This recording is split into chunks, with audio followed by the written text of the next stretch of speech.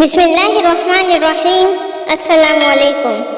حضرت ابو ہریرہ رضی اللہ عنہ بیان فرماتے ہیں کہ حضور صلی اللہ علیہ وسلم نے فرمایا، گود کے بچوں میں سے صرف 3 ہی بچے بولے ہیں، ایک تو حضرت عیسیٰ ابن مریم علیہ السلام اور ایک جریج عابد والا لڑکا ہے۔ قصہ یوں ہوا کہ جریج ایک عابد شخص تھا۔ اس نے اپنی عبادت کے لیے ایک کوٹری بنا رکھی تھی۔ وہ ایک دن اس میں عبادت کر رہا تھا کہ اس کی ماں اس کے پاس آئی۔ اس نے پکارا، اے جریج۔ جریج نے خیال کیا، کیا کروں؟ اے اللہ، ادھر خدا کی نماز کا لحاظ، ادھر ماں کا لحاظ۔ پھر نماز ہی کو ترجیح دی اور اسی میں لگا رہا۔ ماں واپس چلی گئی۔ دوسرا دن ہوا تو ماں پھر اس کے پاس آئی اور وہ اس وقت بھی نماز پڑھ رہا تھا۔ اس نے پکارا، اے جریج۔ اس نے دل میں سوچا، یا اللہ، کیا کروں؟ ادھر ماں اور ادھر نماز۔ پھر نماز ہی میں لگا رہا، ماں کے بلانے پر نہیں گیا۔ پھر تیسرے دن ماں آئی اور اس نے پکارا، اے جریج۔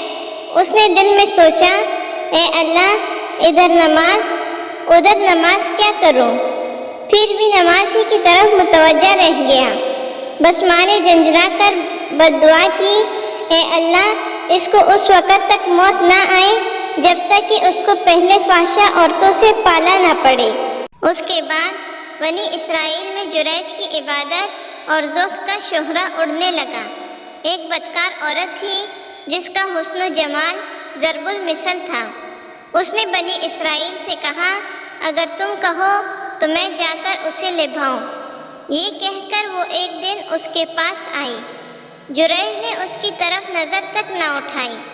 وہ فحشہ عورت کسیا کر جذبہ انتقام میں بھر گئی اور ایک گڈریے کے پاس گئی جو اسی عبادت خانے میں سویا کرتا تھا، اور اس گڈریے کو اپنے اوپر قابو دے دیا اور اس کے ساتھ منہ کالا کیا۔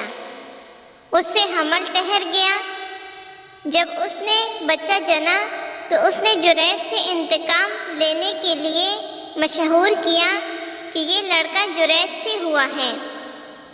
بس یہ سننا تھا کہ لوگ جریج پر ٹوٹ پڑے، اس کو عبادت خانے سے نیچے گھسیٹ لائے، اس کا عبادت خانہ ڈھا دیا اور اسے مارنے لگے کہ عابد بن کر حرام کاری کرتا ہے۔ جریج نے پوچھا، بتاؤ تو مجھے کیوں مار رہے ہو؟ کیا بات ہے؟ انہوں نے کہا کہ تو نے اس فحشہ کے ساتھ زنا کیا اور اس نے تیرے نطفہ کا بچہ جنا ہے۔ جریج نے کہا، اچھا تو وہ بچہ کہاں ہے؟ لوگ وہ بچہ لے کر آئے۔ اس نے کہا، ذرا مجھے نماز پڑھ لینے دو۔ اجازت ملی، اس نے نماز پڑھی۔ پھر وہ جریج اس بچے کی طرف متوجہ ہوا اور اس بچے کے پیٹ میں انگلی چبو کر بولا، اے بچے، تو سچ سچ بتا، تیرا باپ کون ہے؟ تو وہ چند دن کا بچہ قدرت خدا سے بولا کہ فلاں گڈریا۔